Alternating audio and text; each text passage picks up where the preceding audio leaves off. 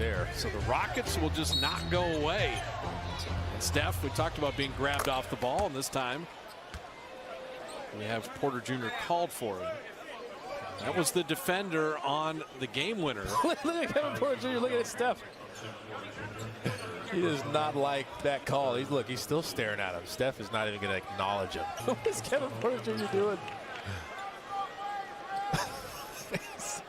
This is Kevin Porter Jr., and he's about to break one of the oldest basketball rules in the modern NBA, which goes like this. Thou shalt not anger Sir Wardell Curry II. If one was to anger Sir Wardell II, be prepared to face the consequences. But of course, Kevin being the young player that he is and having minimal matchups with Steph Curry, he probably didn't get the memo. But he's not the only person that had to find out about this rule the hard way. So today we're going to be taking a look back at some times when people pushed Steph just a little bit too far, and then immediately regretted their decisions. So let's get into the video. So real quick before we begin, I know a lot of you guys watching this are not subscribed, so if you do fall into that category, please feel free to hit the sub button. It only takes a split second and it really helps out a lot, and also be sure to leave a like. That also takes a second and also helps out a lot. If you're new to the NBA, you may be surprised to find out that there isn't that much trash talking or beef in the league. Part of which is because you get technical fouls for literally everything, but it's also simply because most of the players are best friends off the court, or they just know better, but mainly the first one. Seriously, can we allow dudes to actually say anything in the game? But that's what makes it so much more exciting and fun when it does happen. Take this for example, when Michael Jordan and Kobe Bryant went back and forth with each other in the 2003 All-Star game. That's a foul all day long. Oh, I know you ain't talking. I know you ain't talking. Hey, you only got 3 now. I get 6. How do I get that foul? You only got 3 now. 3, 2. That's all right. Hey, you know, I shoot them better when the clock going down.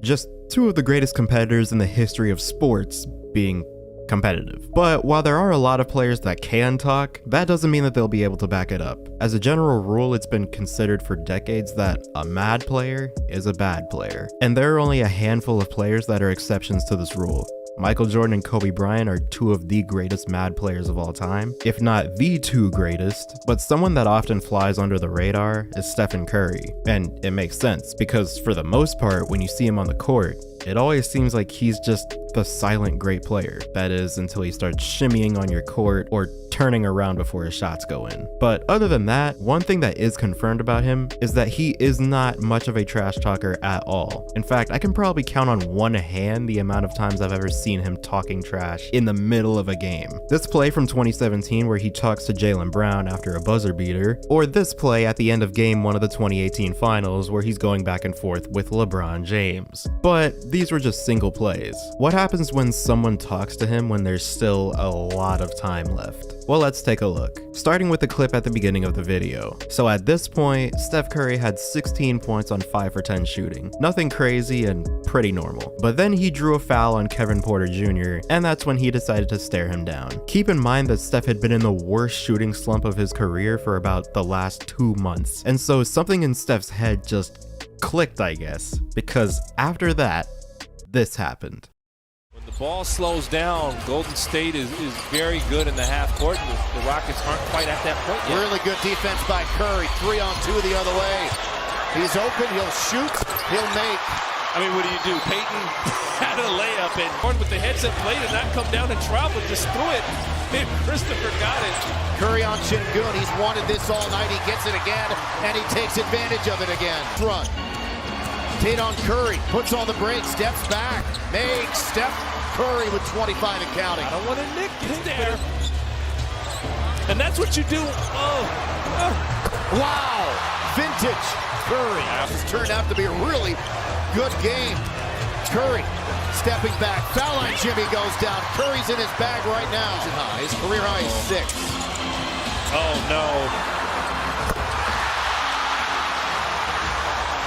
Okay, keep playing basketball. He's got 33 for the game. 14 in the quarter. KPJ, his 3 all the way. There you That's go. Nothing but net. Have yourself a game, Kevin. That's his 5th. He's got 17 points. Kevin, are you fully aware of what is going on right now? Okay, never mind. Apparently you aren't. But he's not done yet. Chemistry takes time. Curry right by Matthews, loops it off the glass. Oh, man, he's feeling it. Jason Tate. Curry wins it to Thompson, who came back in. Eric Gordon also back on the floor, back to Curry, who does it again. He's done this his entire career against the Rockets. 38 for Curry. So if you were counting, KPJ made Steph Curry mad, and so Steph Curry scored 26 points in the last 16 minutes of the game. 21 of those 26 coming in the fourth quarter. But both Steph and KPJ were well aware of the situation, with KPJ saying this. I'm getting more and more respected with how I compete, and I'm not afraid of anyone or any challenge. And I like playing against Steph. Like, he gonna make us better as a team. Coming in here, having the night he just did, we gonna build and we gonna learn from this game. And a type of player like that, you gotta take that challenge, because at the end of the day, it's gonna better you. There's no other way. Like, it's gonna better you. And Steph Curry saying this. We always have it, but you definitely bring another level of competitiveness when fun stuff like that happens during the game. I take it all as entertainment, and sometimes you need a little boost. So I never really play into it much. Obviously, I ain't saying nothing back, so just hoop and have fun with it. So props to both of them. However, we're taking a look back at a different case of this happening, which occurred in 2019, when the Warriors still had Kevin Durant, there was no pandemic, and Patrick Beverley was still on the Clippers. And during one of those Clippers-Warriors matchups, which were always competitive, Steph Curry grabbed an offensive rebound, and there was a loose ball foul on Lou Williams. And that's when this happened. He just got that offensive rebound. And Beverley, he's an irritant. He's trying to get into something right off the bat. Sure. They'd sacrifice him for Curry. Oh, in a second. Right in front of Clay. Just a little bit there. Try to make it subtle. Steph with the three. Time territory. Curry mid-range. Yeah, history. They're getting close. Curry with a three. Easily. That was work. Steph on the crossover, flipping it up and in. Possession. He's got to climb back into the game. Curry round home that three. New chance. Steph banking it home. And Steph saw it. Steph turnaround three, and he got it. Durant's looking for Steph.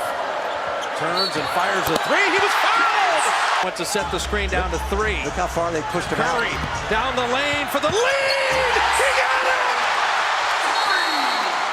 Steph Curry would finish the game with 42 points and would hit the game-winning layup, teaching Patrick Beverley that, once again, this is not his time. The next 5 years are not his. But now let's move on to what I would say is the greatest response that Steph has ever had to trash talk. And it's not just one game, but 2 games in a row after this happened. The 2016 Western Conference Finals was an extremely competitive battle between the OKC Thunder and the Golden State Warriors. But it wasn't always like that, because OKC would end up taking a 3-1 series lead with dominant performances on their home floor and even stealing Game 1 at Oracle Arena. In the middle of the series, Kevin Durant and Russell Westbrook were asked about Steph Curry's defense, and that's when this happened.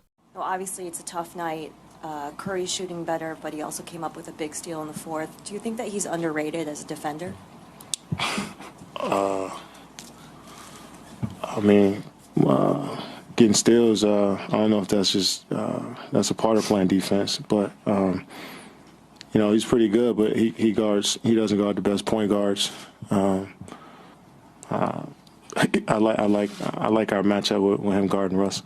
And so when Steph saw this, he decided to just put an end to the series and change both of their careers forever. In the last 3 games of the 2016 Western Conference Finals, he would go on to average 33 points, 7 rebounds, 7 assists, and almost 2.5 steals while shooting 47% from the field and 47% from 3 while scoring 36 points to close them out in Game 7. The Warriors complete the 3-1 comeback, and I don't know, it seems like that's where the 2016 season ended. I don't see any finals games here. I don't know, maybe the finals got canceled or something, but no, but seriously, the point is, never talk trash or do anything to make Steph Curry mad, because you will regret it. He is really like that. And if you don't believe me, maybe you'll believe the certified killer we were talking about earlier, Kobe Bryant.